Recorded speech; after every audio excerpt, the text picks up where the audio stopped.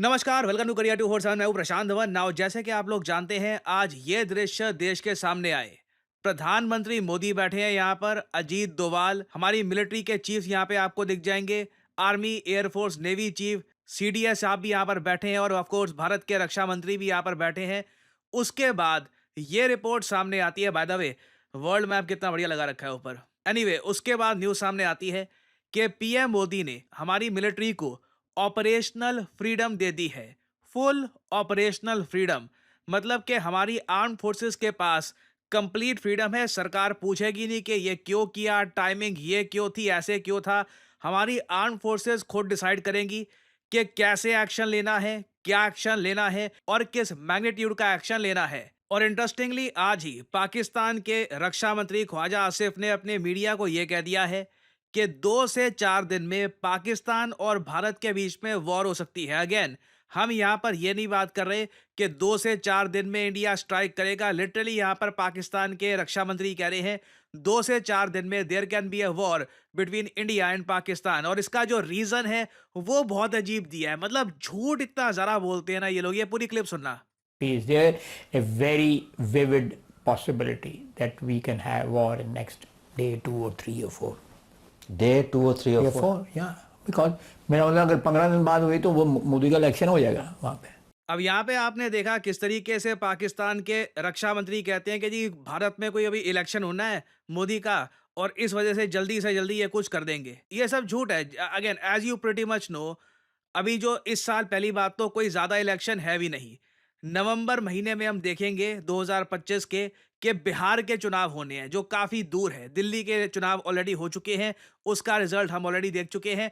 तो इस तरीके से पाकिस्तान की सरकार अपने लोगों को मैनिपुलेट करती है और इसलिए इतना इंपॉर्टेंट था पाकिस्तान के ये जो डिसइंफॉर्मेशन जो मीडिया फैलाती है उसको बैन करना। क्योंकि ये देखो, गलत इंफॉर्मेशन स्प्रेड करती है इनकी सरकार। इनके मीडिया के पास हिम्मत है नहीं कि सरकार को फैक्ट चेक करे। उसके बाद वही इंफॉर्मेशन ये लोग स्प्रेड कर देते हैं और इंडिया में भी कई लोग उस इंफॉर्मेशन को पढ़ना स्टार्ट कर देते हैं। सो भारत सरकार ने इनके जो यूट्यूब चैनल्स को बैन किया है, बहुत अच्छा काम किया है। हालांकि मेरे हिसाब से अभी बहुत सारे और पाकिस्तानी चैनल्स को बैन करना बाकी है। और ऐसे टाइम में वर्ल्ड मीडिया में क्या छप रहा है ये पढ़ना बहुत ही इंपॉर्टेंट है। क्योंकि मैं आपको ये बता दूं, एशिया के ज्यादातर न्यूज आउटलेट्स इस वक्त डर में है। वो ये मान के चल रहे हैं कि भारत अगर स्ट्राइक करेगा, या फिर कई जगह ये भी प्रोबेबिलिटी अभी भी बताई जा रही है कि जिस तरीके से पाकिस्तान के मिनिस्टर्स बार बार कह रहे हैं कि इंडिया अटैक करने वाला है, इंडिया अटैक करने वाला है, ये हो सकता है ग्राउंड प्रिपेयर कर रहे हैं प्रीएम्प्टिव स्ट्राइक का। उस केस में आप समझ लीजिए भारत का जवाब फिर और जरा बड़ा होगा। इस वक्त बिल्कुल कॉन्फ्लिक्ट के चांसेस बने हुए हैं।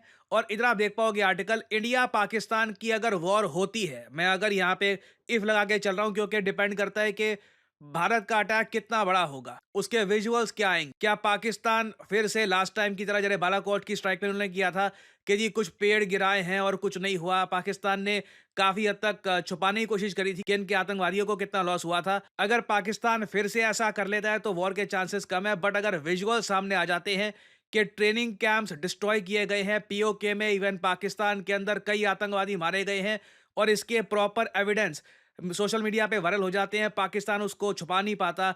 उस केस में देखिए बिल्कुल पाकिस्तान को भी कहीं ना कहीं फेस सेविंग के लिए कुछ ना कुछ करना पड़ेगा। फिर वॉर के चांसेस डेफिनेटली काफी हद तक बढ़ जाएंगे। और आप इन आर्टिकल्स में आप ये देखोगे, दुनिया भर के जो निवेशक हैं ये एंजाइटी के साथ देख रहे हैं कि भारत पाकिस्तान की टेंशन्स कैसे प्ले आउट होती है। और ऑब्वियसली जब मैं बात करता हूं ग्लोबल इन्वेस्टर्स की, तो पाकिस्तान में तो खैर चाइनीज इन्वेस्टर्स के अलावा और कोई खास इन्वेस्ट करने नहीं वाला। मेनली हम यहाँ पे बात कर रहे हैं इंडियन स्टॉक मार्केट की। यहाँ पे आप देख पाओगे मार्केट कैपिटलाइजेशन के हिसाब से भारत की स्टॉक मार्केट 5वें स्पॉट पे आपको मिलेगी। नंबर 1 पे ऑब्वियसली यूएस स्टॉक मार्केट है, फिर आपको चाइनीज, जापानीज, हांगकांग, और फिर आपको दिखेगी Indian stock market. Pakistani stock market को ढूंढने के लिए बहुत ही नीचे, आई मीन बांग्लादेश के भी नीचे है, डैम, नाइजीरिया के भी नीचे है, ओ स्नैप, नेपाल के भी नीचे है। Wow, okay, well that's sad. खैर एनीवे, तो again as you can pretty much see, जो भी आज के समय ग्लोबल इक्विटी मार्केट्स में नर्वसनेस है वो इसी बात को लेकर है कि पाकिस्तान के साथ वॉर के चक्कर में भारत का जो ये गुलदस्ता है स्टॉक मार्केट का, यहाँ पर कुछ खराब ना हो जाए। और यहाँ पे मुझको एक बात ऐड करनी पड़ेगी, प्लीज कहीं से भी ये अज्यूम मत कर लेना कि जो भी कॉन्फ्लिक्ट अगर होती है इसको भारत स्टार्ट कर रहा होगा। पांचवा लगातार दिन है, लाइन ऑफ कंट्रोल पर पाकिस्तान की आर्मी लगातार फायरिंग कर रही है। क्या आपको कोई ये ऐसा देश दिख रहा है जो कॉन्फ्लिक्ट नहीं चाहता? इनके मिनिस्टर्स की स्टेटमेंट देख लो, इंडिया के लिए न्यूक्लियर वेपन्स रखे हैं हमने और ये लड़ेंगे इंडिया से और क्या क्या करेंगे। एक लीडर यहाँ पे है, मैं कहूँगा, पर वो आज के समय पावर में नहीं है, नवाज शरीफ। नवाज शरीफ जो शहबाज शरीफ के भाई हैं और आज के समय अपने देश के प्रधानमंत्री को एक एडवाइस के रूप में इन्होंने ये कहा है कि इंडिया के अगेंस्ट कोई अग्रेसिव स्टांस मत लो। यहाँ पे आप देख पाओगे नवाज शरीफ ने एडवाइस किया है अपने भाई शहबाज शरीफ को not to take any aggressive position on the matter and use diplomatic channels to ease tensions. But Shahbaz Sharif और इनकी जो बाकी ये जो मिनिस्टर्स हैं, लगता नहीं है कि ये लोग एक डिप्लोमेटिक चैनल यूज करना चाहते हैं। कॉन्स्टेंटली लाइन ऑफ कंट्रोल पर ये लोग फायरिंग कर रहे हैं, प्रोवोक कर रहे हैं भारत को। और अब भारत के ऊपर यहाँ पे है कि हम स्ट्राइक कैसे करते हैं और क्या हम पीओके का कुछ लैंड वापस ले सकते हैं। मैं जानता हूं आप सब लोग न्यूज़ ये नहीं सुनना चाहते कि जी भारत ने ब्रह्मोस छोड़ दिया पाकिस्तान या पीओके में कहीं जाकर फट गया, कुछ उसकी सिग्नल आए हैं, कुछ रेडार में दिख गया वगैरह। हम चाहते हैं पीओके का कुछ हिस्सा भी भारत में वापस मर्ज हो, क्योंकि आप अगर सोच कर देखें तो ये मौका पाकिस्तान ने खुद भारत को सजा कर दिया है नर्वसनेस में। ये लोग शिमला एग्रीमेंट के बारे में जो भी कुछ बोल चुके हैं, उसके बाद भारत इंटरनेशनल कम्युनिटी को कह सकता है कि लाइन ऑफ कंट्रोल का अब कुछ मतलब बचा नहीं है। सिंस पाकिस्तान शिमला एग्रीमेंट तोड़ने की बात कर रहा है और एक्चुअली सस्पेंड करने की बात कर रहा है, तो अभी के लिए कुछ इसका मतलब बनता नहीं है। अगर न्यूज़ ये भी आ जाती है ना कि भारत ने कुछ पहाड़ियां कैप्चर कर ली है, जिस तरीके से हमने ऑपरेशन मेघदूत के अंडर सियाचिन ग्लेशियर वापस कैप्चर किया था, उस वक्त किसी ने सोचा नहीं था भारत ये करेगा, but India manage to do it. Siachen glacier हमने वापस ले लिया। अगर कुछ और पहाड़ियां हम वापस ले लेते हैं पीओके में, that will be a great boost for the nation.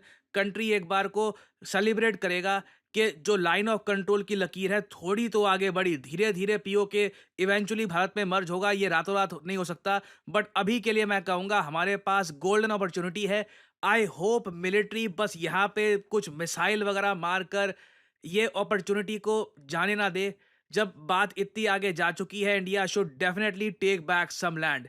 अगर आप एग्री करते हैं मेरी बात से तो कमेंट सेक्शन में लिखिएगा, मैं जानना चाहूँगा आप सबका ओपिनियन। और एक वैसे इंटरेस्टिंग डेवलपमेंट नोट करने वाली ये भी है कि जो भी आज के समय इंडिया पाकिस्तान के बीच की टेंशन चल रही है, इसी बीच भारत के एक ऑनवॉय तालिबान की लीडरशिप से फिर से मिलकर आए हैं। यहाँ पे आप देख पाओगे दोनों की रिसेंटली यहाँ पर मीटिंग हुई है और पाकिस्तान ये भी बार बार कह रहा है कि जो अफगानिस्तान की बॉर्डर है वहाँ से भी लगातार लोग आने की कोशिश कर रहे हैं पाकिस्तान की साइड, कुछ अटैक्स होने की वहाँ पर पॉसिबिलिटी बनी हुई है।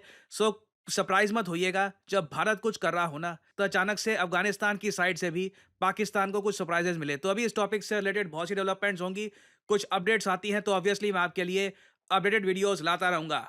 देखिए, करियर 247 मतलब जॉब अपॉर्चुनिटीज। ऑलरेडी आपने देखा होगा कि हमारे एक्सिस बैंक प्रोग्राम के अंडर कई लोगों को ऑफर लेटर प्राप्त हो चुका है एक्सिस बैंक डेप्यूटी मैनेजर की पोस्ट के लिए। और अब पहली बार करियर 247 आपके लिए लेके आया है हमारा flagship data science course with generative AI.